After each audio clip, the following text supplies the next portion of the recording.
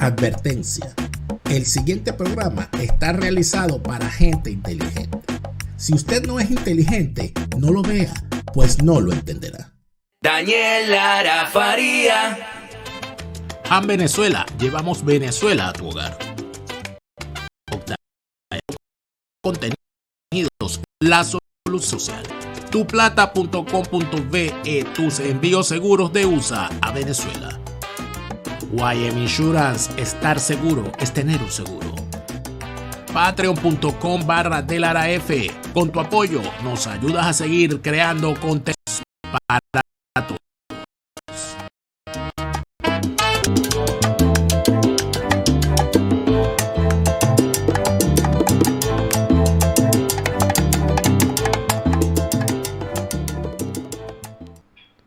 Seguimos en Fuera de Orden, crónica de la desgracia nacional e internacional, plomería informativa. Gracias por seguir con nosotros. Gracias a todos los que se siguen suscribiendo a nuestro canal. Daniel Lara Farías presenta todos los días contenidos nuevos, contenidos especiales que cuando activas las notificaciones te llega inmediatamente todo lo que estamos haciendo acá. Por supuesto, también nuestra cuenta en Patreon, patreon.com/DeLaraF. Eso nos permite seguir trabajando, esa suscripción paga, y por supuesto que las recompensas van. Fundamentalmente, la primera recompensa, que es para todos, es poder ver este programa sin comerciales. Para los que les molesta la publicidad de YouTube y que no podemos hacer nada con la publicidad de YouTube. O sea, es algo que no podemos evitar.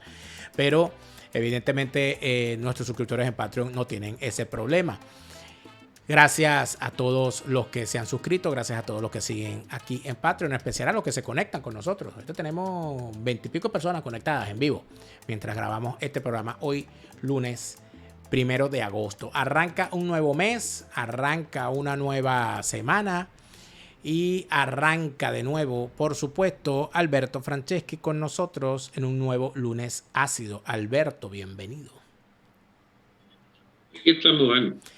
Alberto, hay algo de lo que hablamos en el primer segmento de este programa y es lo relacionado al anuncio hecho, que lo hizo Irán, ¿okay? Que es importante, en el marco de la visita de Maduro.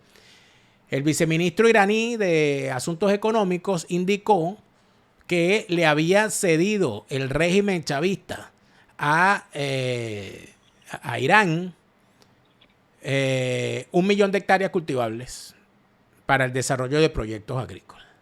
Proyectos que él llama proyectos agropecuarios extraterritoriales. Es decir, que asumen que van a producir, según ellos, desde el punto de vista agropecuario, en territorio venezolano. Esto se puede interpretar de múltiples maneras, pero si nos vamos a lo más básico, que es esa constitución que dicen ellos, que es sagrada, la Constitución de la República Bolivariana, veíamos en el segmento anterior que el artículo 13 de esa Constitución impide cualquier tipo de operación de ese tipo, porque no se puede ceder, ni alquilar, ni dar en comodato territorio de la República de esa manera a ninguna potencia extranjera. Que eso ya es un punto, pero el otro punto es que se lo cedan o no se lo cedan, igual se firmaron 250 acuerdos con Irán y los hermanos iraníes. O sea, yo no tengo ningún hermano iraní, yo creo que tú tampoco, pero todo esto termina metiéndonos a nosotros en un juego donde somos cucaracha en baile de gallina. ¿Qué implicaciones le ves tú a todo esto, Alberto? Es que ya no hay ni qué pensar. No ha pensado las peores hipótesis. Y sin embargo son aún peores los pronósticos que uno pueda dar hoy sobre estos alineamientos caprichosos locoides del madurismo desde el poder. Porque está bien, digo está bien en el sentido de que es comprensible un alineamiento con China o con Rusia, por ejemplo. Son dos grandes superpotencias, una en el campo militar hegemónico de sectores importantes del planeta, la otra es aspirante a ser hegemónica como potencia comercial mundial. Y lo es en algunos aspectos, incluso en las ramas tecnológicas, etcétera. O sea, para decirlo en el lenguaje coloquial, no vas mal anotado si estás en la órbita de los intereses chinos o rusos.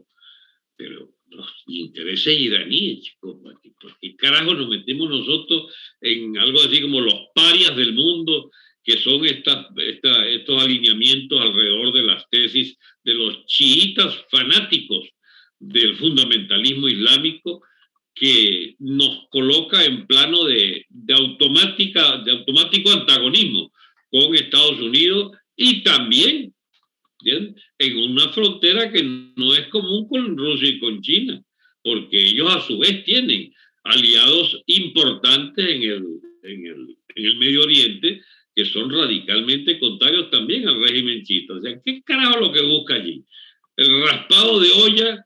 Se ve que ya hicieron tales estropicios en materia de industria petrolera, minera, etcétera, que ya no hay nadie que pueda auxiliarlos, como al parecer es la motivación esencial de lo de Irán, que es que Irán le medio acomoda la refinería que el amigo, ¿cómo se llama el amigo? ¿Cómo se llama? El ministro de Petróleo, chico, el famoso. Rafael Ramírez. Rafael Ramírez dejó estallar y explotar ese desastre de PDVSA, que incluye, por supuesto, la joya de la corona, que era la refinería y el sistema de exportación hacia Estados Unidos, etcétera. Eso que también se perdió, ¿cómo rehacer algo de eso? ¿Entiendes? Porque efectivamente Venezuela está llevando al mercado mundial 600.000 y aspira a llevarlo a 1 millón y a 1,5 millones de barriles. ¿Quién puede auxiliar esa operación? Los rusos no los nombran, se ve que pasaron por ahí y se devolvieron. Por no hablar de las petroleras yanquis van es al lomito. La Chevron en particular debe estar exigiendo, a ver, deme acá los pozos más rentables, deme acá, digamos, la parte de la refinería que implica rebombeo casi automático, o las plantas que pudieran todavía funcionar de esa refinería. Estamos manejando a ciegas, ¿no? Porque no hay información confiable de absolutamente nada. Entonces, eso es por tanteo que uno va orientándose, ¿no? Entonces, de golpe aparece Irán, estaría entonces reacondicionando la refinería. Yo le creo, porque tienen 30 y pico, no más. Desde el año 71 es esto, ¿no? Del 71 al 2020 son, chicos, 50 años largos que tiene Irán manejando su petróleo. Irán era una de las grandes potencias exportadoras del mundo y de refinación. Había te recuerdo hasta el nombre incluso, la refinería de Abadán, por ejemplo. Era un emporio, pero gigantesco, de la Anglo-Persian allí. Entonces, puede Irán haber aprendido a refinar en 50 años con su régimen de los ayatolás, ¿no? Y eso debe ser lo que está más o menos recogiendo los desastres de la PDVSA extinta, que la pueden poner a producir eventualmente la sexta o octava parte de lo que pudo antes refinar y exportar. Allí donde se agarra esa alianza pegada con saliva del oro con Irán, ¿no? Que ayude a Irán a esa restitución del mercado petrolero que ya lo tolera Estados Unidos, que es la parte más complicada del asunto. En Estados Unidos se juega también una mano zurda para volver a integrar a Irán a la llamada comunidad internacional, porque ahí juegan intereses europeos que se han colocado tradicionalmente del lado de Irán y del lado de incluso su proyecto nuclear. A medida que se acerca una vuelta a un acuerdo nuclear con Irán, siempre desde el Partido Demócrata, que son los que lo auspician, bueno, se acerca entonces la posibilidad de que Irán sea tolerado en un esquema de relaciones internacionales en este continente que cubra, pues, sus intereses en Venezuela. Bien, entonces estamos con el visto bueno yanqui, porque esto es muy raro, esto viene precisamente después de la guerra de Irak, pero en Irak no, chicos, después de la guerra de Ucrania, momento. Después de la guerra con Ucrania, después de las visitas y arreglos que han hecho el régimen chavista con el gobierno de Biden, que incluye retirarle las sanciones al sobrino de Cilia Flores. Y después de anunciar que en efecto iban a buscar la manera de restablecer las relaciones a nivel del tema petrolero. Siendo así la Exacto. cosa, uno puede sumar 2 más 2 y decir, ¿será que la vía para restablecer la producción petrolera y todas estas cosas es a través de Irán y la colaboración con Irán? Porque el tema allí de la gasolina que se está consumiendo en Venezuela desde hace tiempo se dice que la participación iraní es fundamental en eso. Lo que no sabemos es con qué está pagando el régimen chavista a los iraníes esa gasolina. Bueno, con petróleo y cuotas de mercado, etcétera. Y O sea, concesión territorial, Alberto, no sabemos. bueno, ¿qué es lo nuevo? ¿Qué es lo nuevo? Nunca se sabía cómo era en especie. Pues, en última instancia, ¿de cuánta plata, cuánto oro, cuánto petróleo? ¿Entiendes? Y no se sabía si entonces se está exportando ese petróleo y Venezuela controla de alguna manera con sus operadores, etcétera, con su SAT, etcétera, controla la percepción de esos emolumentos de petróleo, que Irán cómo le llega su parte, ¿no? Tiene que ser una cuota en petróleo que Irán también exporta desde Venezuela o usando las redes de Venezuela o otras concesiones que van entonces a este nivel de colaboración, comillas, de que sea una contraprestación en tierras arables o en tierras no arables, pueden ser tierras para ganadería. Yo no creo en tierras agrícolas para Irán. ¿Quién va a meterse a producirle empresas capitalistas para surtir a Irán de comida? Pero por favor, además, no estamos hablando de China y su interés por la soya, por las grandes extensiones de soya, pues tiene que ser un cultivo de uso industrial prácticamente, el que vaya a surtir parte de la canasta alimentaria. No puede ser lechuga y tomate, entiende lo que quiera Irán de Venezuela. Eso no se cultiva en cualquier lado. Tiene que ser soya, trigo, etcétera. No tenemos trigo, maíz. Bueno, puede ser, pero teniendo rendimientos equivalentes, no sé por qué va a ser preferible tener maíz. Bueno, que sea tropical, no sé. Trigo, bastante difícil que sea trigo en tierras venezolanas. Así es. Olivas, creo que ellos tienen. No es posible, trigo. ¿Ah? No es posible. Trigo rentable no hay en Venezuela. Pequeñas parcelas pueden haber. Todas esas cosas entonces llevan a preguntarse qué pretenden sembrar en 1 millón de hectáreas. Pues no siembran nada. Son pastos que sí se dan de varios tipos, mejorados y tal. Irán debe tenerlos también. Y que entonces son tierras para ganado. Y es la vocación natural de esa zona que está escogida allí en el estado Bolívar. Seguramente son tierras además muy despobladas, ¿no? Entonces, eso implica que con poca mano de obra y una ganadería extensiva pueden reunir, ¿no? Miles de cabezas de ganado allí exportables. Pero es que pero el hecho de que sea en el estado Bolívar y que tengamos ahí el arco minero en esa zona no deja mucho que pensar. Sí, es el derecho a matar lo que se le atrevan a oponerse a la autoridad iraní allí. Ah, no, ese es un paraestado lo que está en construcción allí. Y si es un paraestado... Parte de la desgracia que nos deja el madurismo. Un país en manos de bandas, incluyendo la banda iraní en ese territorio. Pero siendo así las cosas, yo me preguntaba en el primer segmento de este programa, o sea, ¿dónde quedaron aquellos sentimientos nacionalistas que tenían las Fuerzas Armadas venezolanas? ¿Dónde quedaron todos aquellos sentimientos nacionalistas que le inculcaban a uno desde la escuela por la defensa del Golfo, la defensa del Esequibo, la defensa de nuestro mar territorial, de nuestras fronteras, la indignación nacional que hubo cuando el asesinato de la masacre de Cararabo y todo ese tipo de situaciones que hubo en el país? Ahora entonces estos bichos vienen tan tranquilos pasando por la propia ley que ellos hicieron y pretenden entregarle a una potencia paria del mundo, a unos delincuentes internacionales, a unos promotores del terrorismo, a unos asesinos, además de eso, a unos radicales islámicos sin respeto alguno por la vida humana y por la diversidad, por la vida de la mujer, por los derechos de la mujer, etcétera. En una cosa que es completamente contraria al propio discurso progre de ellos, de maximizar estas cosas feministas, etcétera. ¿Cómo pretenden, por qué a esto a nadie le duele, Alberto? Es lo que yo me pregunto. Y te ruego, bajes un poco la cámara, que tienes un poco la cámara, estás muy abajo y entonces se nos ve allí. Pero la gran pregunta es esa. O sea, la gran pregunta al final termina siendo, ¿por qué razón, por qué demonios no existe una indignación nacional por temas como este? Pareciera que a nadie le importara, Alberto.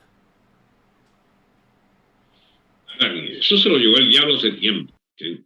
todas estas nociones elementales de idea de nación, de lealtad a principios básicos de nuestra constitución como nación.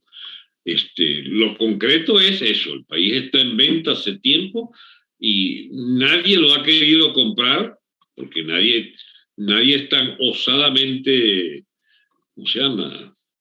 Nadie es tan osado para, contra todo pronóstico, pretender encontrar en Venezuela algo de seguridad para inversiones, salvo estados delincuentes como el Estado iraní, que bien puede compenetrarse en identidad de propósito con un régimen delincuente como el de Maduro.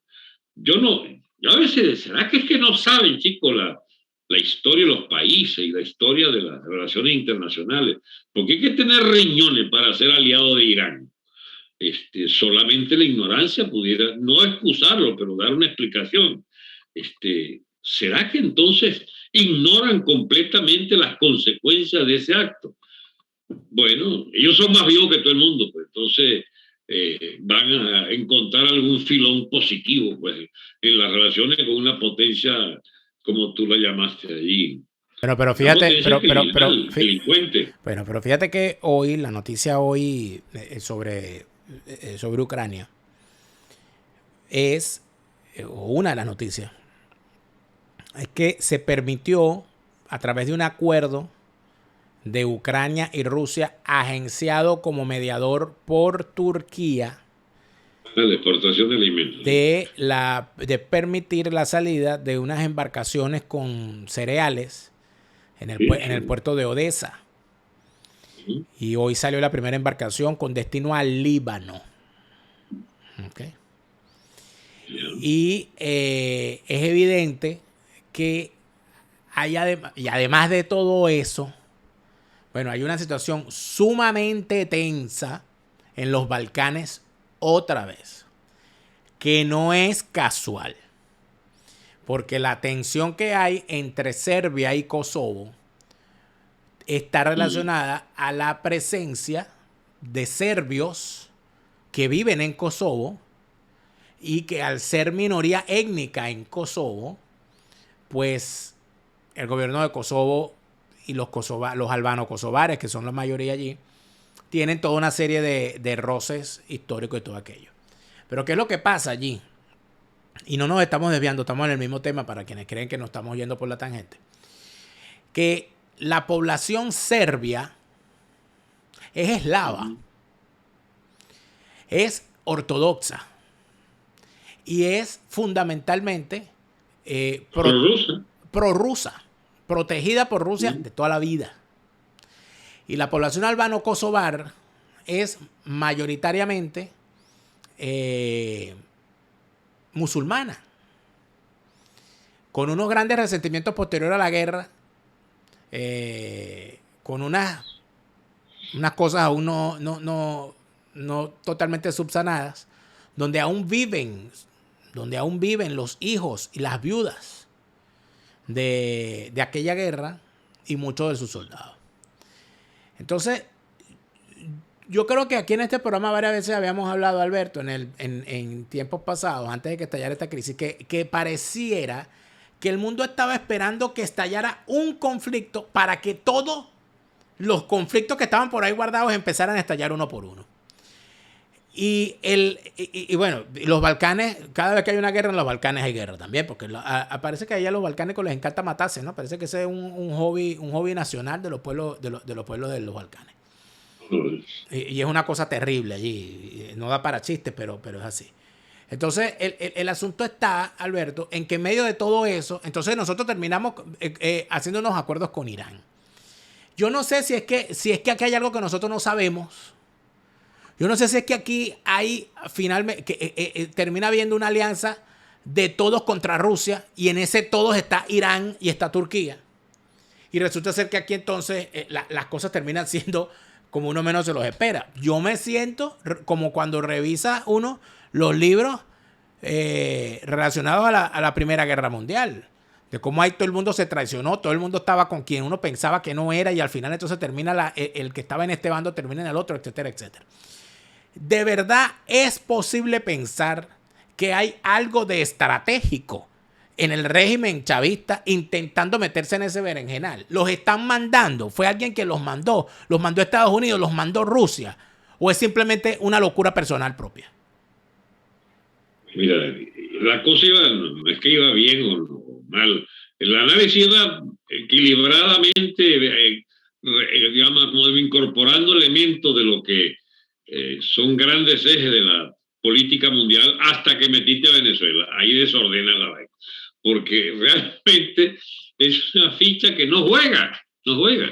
A ver, lo de Kosovo se explica, y con lo de Serbia, porque es parte del paisaje de los Balcanes desde hace 50, 100, 200 y también 500 años. O sea, los Balcanes es esa tierra frontera de imperios que siempre termina por encontrar reajustes en sus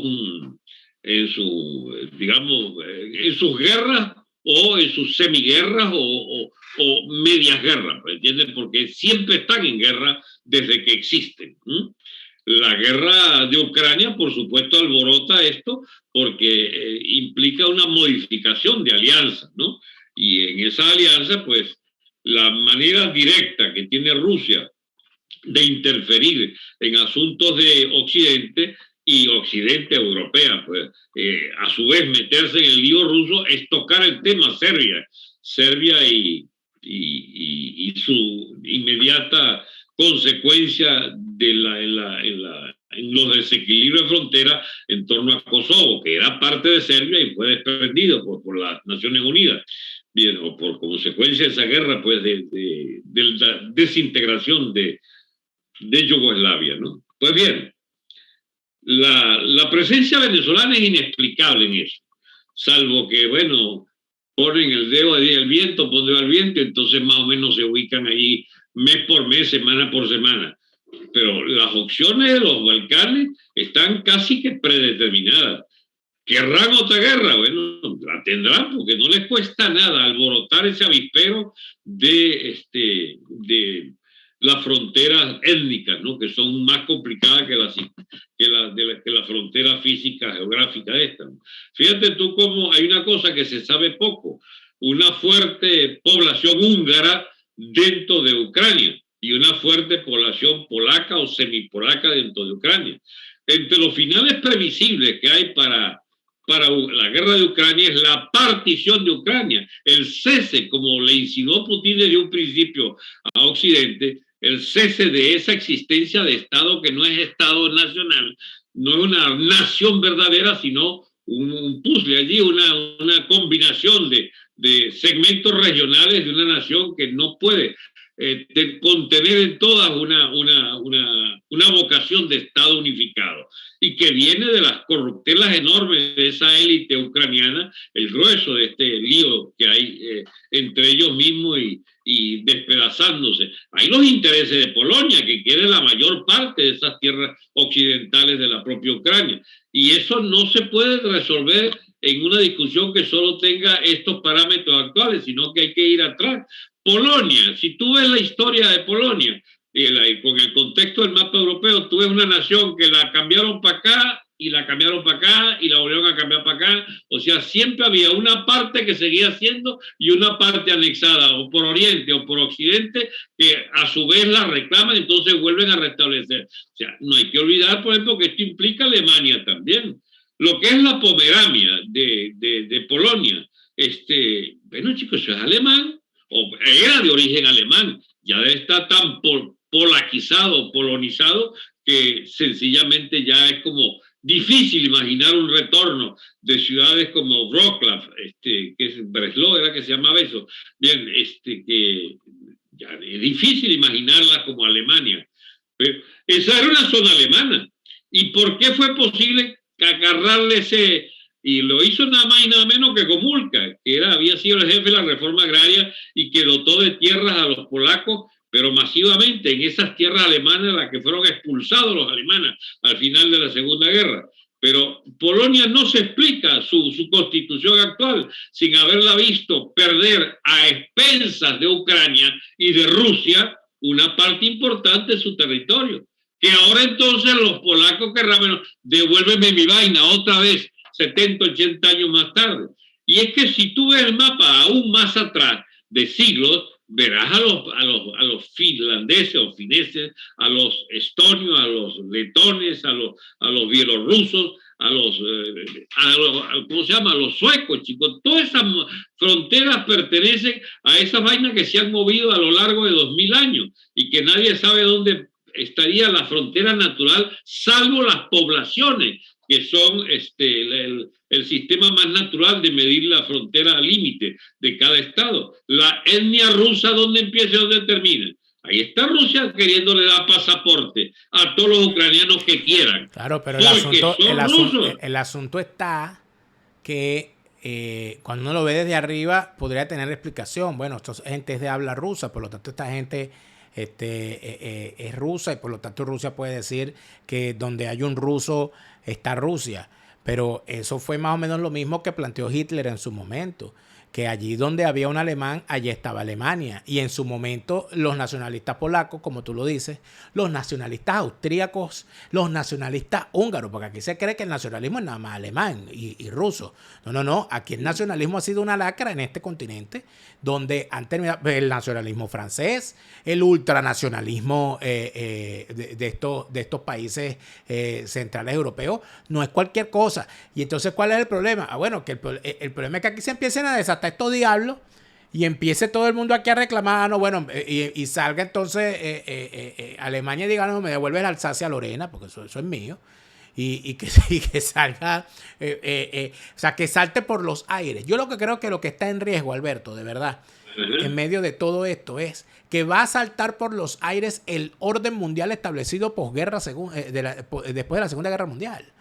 O sea, eso es más difícil, Ani, porque había que pensar en que cesa de haber hegemonía norteamericana en Europa. ¿Y no te parece que ya te parece que hay hegemonía americana en este momento? Todavía. Solo que está haciendo un gran esfuerzo el señor Biden para que estalle todo eso. Aquí es donde quiero llegar. Ahí es donde quiero llegar. Cuando tú te das cuenta de que hay unos que quieren y no pueden, unos que pueden y no quieren, y unos que ni queriendo lo logran, te das cuenta de que hay tres grandes enigmas en este momento. Fíjate tú. No, pero mencionaste el quieren y pueden. Hay unos que por más que quieren no pueden. Por ejemplo, el único político serio, ojo, no estoy diciendo ni el más honesto, ni estoy diciendo que es transparente, estoy diciendo que hay que beatificarlo, porque los italianos se molestan cuando yo lo digo. Y los venezolanos que están allá, ¿cómo se te ocurre? Mario Draghi. Pero Mario Draghi es un tipo hecho en las cloacas de la política internacional. Y ese es el típico personaje que es capaz de sentarse hasta con el diablo. Y a veces, amigos, hay que sentarse con el diablo para evitar una guerra, porque las guerras no son cualquier cosa. Mario Draghi cayó el gobierno de Mario Draghi. Y entonces surge el planteamiento que bueno, que el movimiento que lo tumbó, que es el movimiento 5 Estrellas, es un movimiento que ha estado siempre vinculado a Rusia y a Putin. Y entonces no fue Putin que tumbó a Mario Draghi, obviamente, por alguna razón que no sabemos ni conocemos. Más allá de eso, que siempre es especulación, el planteamiento es el siguiente. ¿Cuál es el rol de Italia, Alemania y Japón, los países perdedores de la Segunda Guerra Mundial, hoy en día, en medio de una gran crisis internacional? O sea, pueden seguir siendo estos países unos parias impedidos de tener normas de crecimiento de su ejército, de gasto en armamento e inclusive de uso o protección de sus fronteras para el tema de seguridad. Se le puede seguir exigiendo a Japón que no tenga unas medidas de contención ante las tribulaciones y pretensiones chinas y ante el uso criminal que hace China de Corea del Norte en la zona para mantener todo ese sentido crispado. O sea, se le puede seguir exigiendo a Alemania que reciba refugiados, pero al mismo tiempo exigiéndosele que no se rearme. Hay cosas que van a saltar. Yo siento que están saltando por los aires, Alberto. Yo creo que eso que se establece en posguerra en el año 45 ya se murió, ya es inviable. No sé si tú lo ves así, pero yo no lo veo. Yo no veo que eso sea sostenible en el tiempo. No hay duda de que no es sostenible en el tiempo. La cuestión es imaginar un escenario en que todo eso se descuartiza. porque eso es el pandemonio. Eso no es un problema de guerra nuclear o no guerra nuclear, es que de verdad, ¿quién tiene la iniciativa para poner el nuevo orden europeo? ¿De dónde viene el nuevo orden? Tiene que ser una potencia dominante o una coalición de potencias. ¿Alemania está dispuesta a asumir ese rol? Lo venía, digamos, calladita, aspirando a tener un peso económico que lo logró. Media economía europea es la de Alemania. Y ya, digamos, tenía como licencias para ¿cómo se llama? No se le impedía, pues, armarse lo necesario para hacer autodefensa. Pero llegó un momento en que ese sistema de Estados Unidos le dio una patada, chicos. La alianza natural de Alemania es con Rusia para hacerse de una plataforma de energía barata, ¿entiendes? Y de otras cosas, minerales, etcétera, incluso de grano, una potencia agrícola de Rusia también. Entonces podía, y era lo que venían trabajando. Alemania venía muy bien, su hegemonía iba creciendo. Y viene Estados Unidos y le da una pata a esa vaina. Y les exigen todos los europeos una ruptura con Moscú. Bueno, ahí están las consecuencias. Ahí no va a quedar estable nada. Fíjate que ahora salta una cosa importante.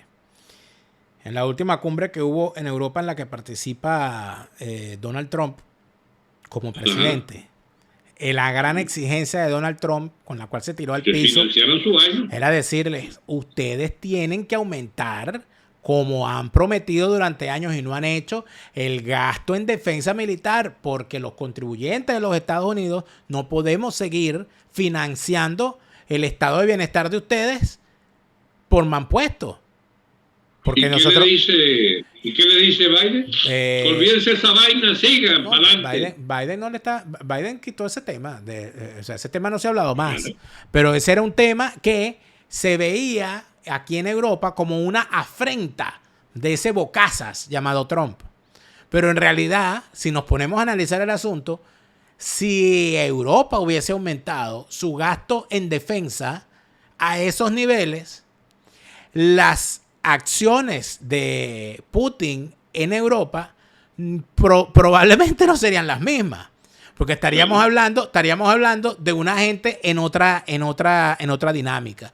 Entonces, a veces las cosas que deberían ser más lógicas las vemos motivo de discusión en opinión pública, y esto no es un problema de opinión pública, es un problema político. Y los problemas políticos, cuando se llevan a la opinión pública, tú no puedes llevar un problema político al centro de la opinión pública para que los likes y las encuestas decidan sobre unas cosas que son capitales. Aquí o se toma una decisión o no se toma.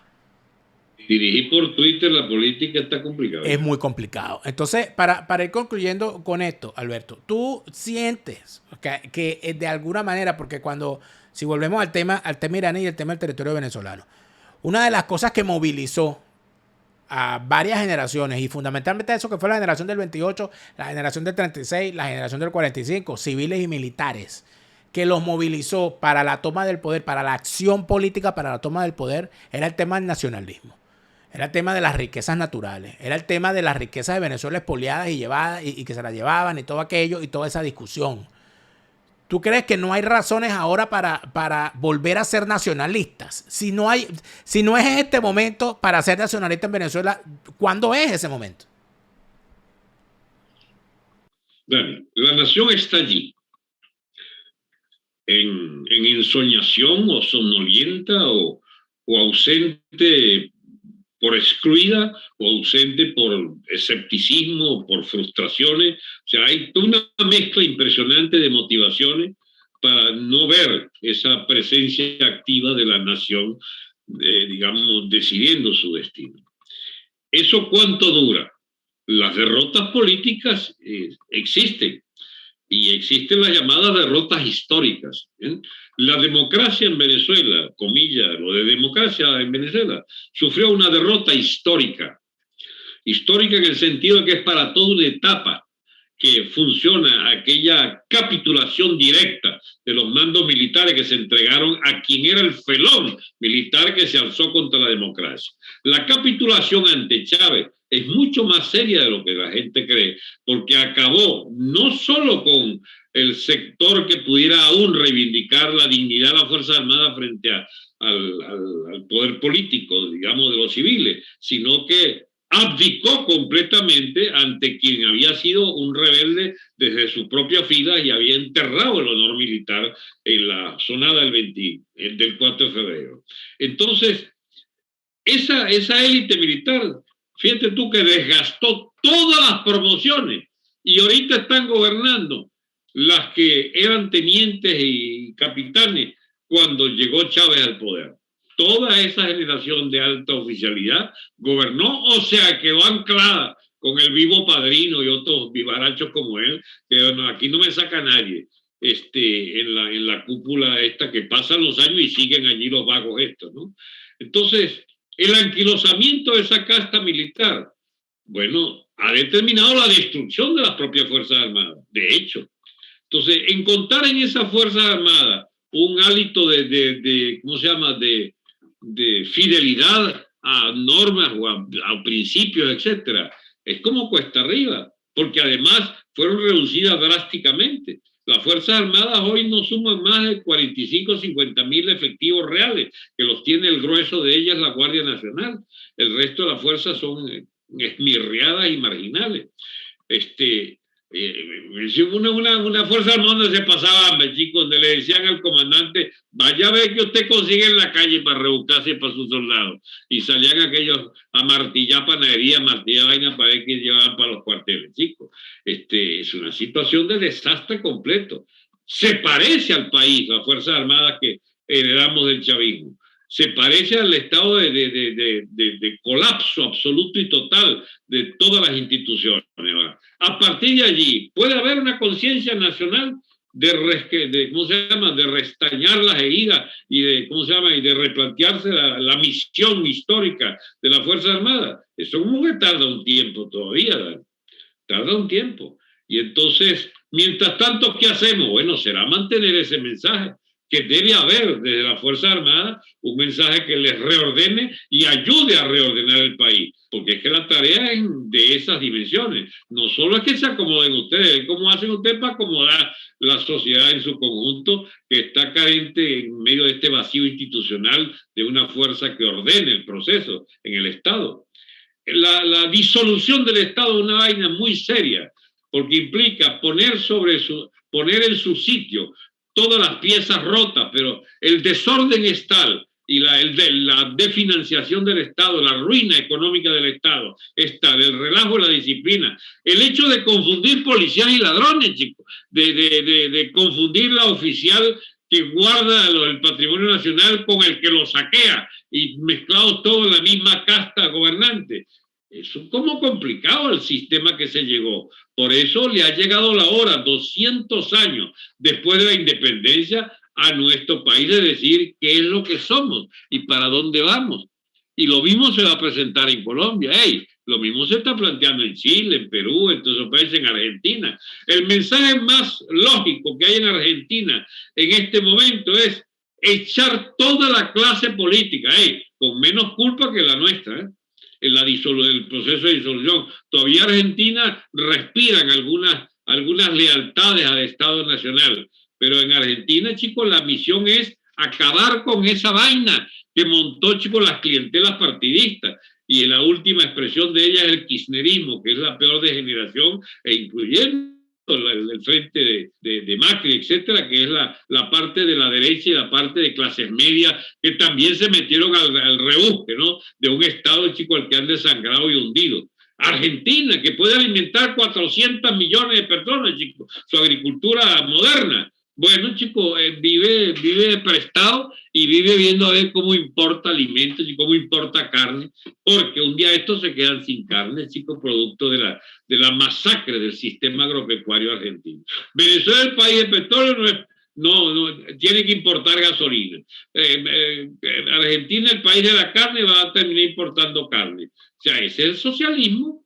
La quiebra no es solo nuestra, es de todo aquel que haya asumido que podía haber detrás de esas banderas del llamado socialismo una capacidad de existencia del Estado nacional. Pero de lo que estás hablando entonces, Alberto, es del fracaso del modelo postcolonial, en pocas palabras. Sí, sí. En pleno. Eso es lo que está en juego, Daniel. O sea, la quiebra absoluta del sistema republicano hispanoamericano. Se vinieron abajo. De ese tipo de república. Claro, claro. La república clientelar de los partidos. O sea, que estamos hablando... de las Naciones Unidas. Pero estamos hablando, Alberto, de un fracaso de 200 años. Sí, es profundo y completo y total. Por ejemplo, ¿necesitamos las Naciones Unidas, sí o no? ¿Para qué nos sirve las Naciones Unidas? ¿Para qué nos sirve la OEA? ¿Tú ves una vaina más inútil que la OEA? Para que Almagro cobre. Exacto. Entonces, no solo es Venezuela, es una situación mundial desesperante. ¿Y las propuestas de dónde vienen? De la élite esta ultradinerada de Estados Unidos. Pues yo no sé cómo llama esa vaina ya. Esa especie rara, digamos, que hay de los súper ricos de Estados Unidos, que sueñan con programitas tales como una disminución drástica de la población a nivel mundial, que hay que tumbar 4 o 5 mil millones, dice Gates, la fundación esta de Soros, con el ropaje de los derechos democráticos. No, hay toda una serie de teorías y de cosas, pero lo fundamental creo que ya lo hemos dicho, Alberto, que es que hay una crisis del modelo republicano hispanoamericano, que estamos en medio de una gran pregunta de qué es lo que vamos a hacer nosotros, o sea, qué es lo que somos al final y si es o no es viable todo eso. Y bueno, inclusive, ¿no? Yo lo decía en el primer segmento, ya no estamos hablando solamente de la pérdida de la república, en el caso de Venezuela, sino que estamos hablando inclusive de la pérdida del territorio. El control territorial ya es una cosa, no, pero ya vamos inclusive a perder, a ver el mapa cercenado. Porque bueno, porque esta gente... Pero ya, es que el mapa es el Estado. Sí. Si el Estado sucumbe la entidad territorial entre que lo albergaba. Así es. Bueno, quedará algo para revisar la semana que viene, no sabemos, vamos a ver a quién le dan... No, yo diría al revés, estamos empezando un análisis que debería llevarnos a volver a hurgar en los principios generales que no son comunes y con estos oyentes de qué es lo que hay que hacer entonces en una situación terminal.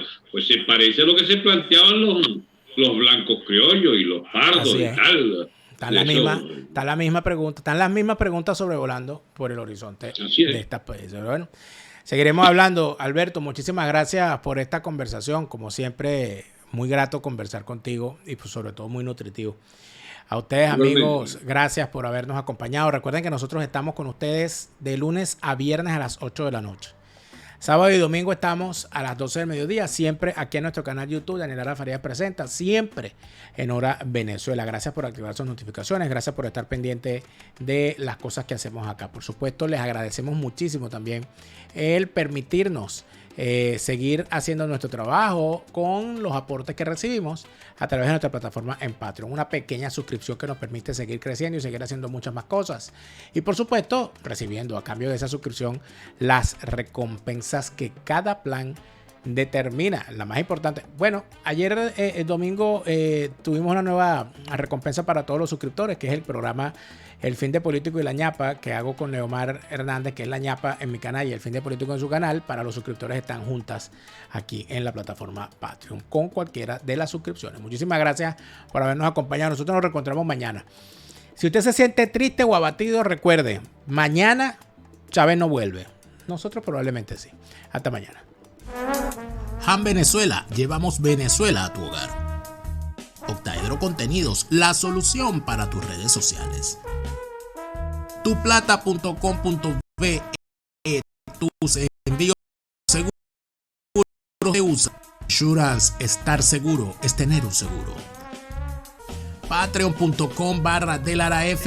Con tu apoyo nos ayudas a seguir creando contenidos para todos.